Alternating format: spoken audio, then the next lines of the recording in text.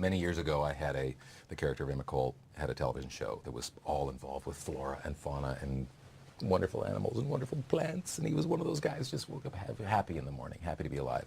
His wife and his son grew up with him visibly on the show. Over the course of the years, he became interested in magic. He takes a trip down the Amazon on his own with a small crew to do one last job. Every week there's going to be a new, like X-Files, you know, a new mystery, and they start to build on themselves, and you start to care about the characters more, and so then suddenly when, like, really scary stuff is, I mean, the final episode is so terrifying. Imagine all these people on a boat searching for Emmett Cole, and think of the boat as that talisman on a Ouija board that moves from segment to segment. Presiding over it all is this otherworldly sense that something much greater than all of us is out there and taking control of us. I can tell you this, whatever it seems, it isn't. Yes.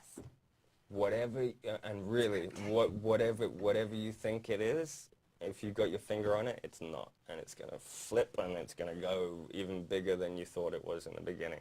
What may sort of start out as what we think of as perhaps more traditional family dynamic starts to crack open and explode the further we get into the jungle. And I think part of what it is the reality of what these people have gone through. But the other part is what happens to people when you put them on a boat in the middle of nowhere and all these freaky things start happening to them. Being in the jungle in the middle of the night, I mean, we're not faking that. We actually were, like, in the jungle in the middle of the night, and the sounds that you hear, like, that actually was what was going on. And we shot at one point in an abandoned children's mental hospital, which Not was creepy like at all.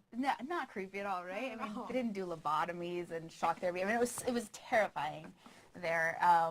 And so to have that infused into the show, I think is really It seems like the writers, like, they'll talk to us, you know, and you think it's just idle chit-chat, and it's not. Almost like they've picked out, they've sniffed out what our fears are, and they kind of put them in the script to Seriously, see how after we the first week of shooting, react. I was like, if I make it through this series alive, it will be a miracle. I mean, everyone doesn't die on the river, do they? No, No. not It's- everyone.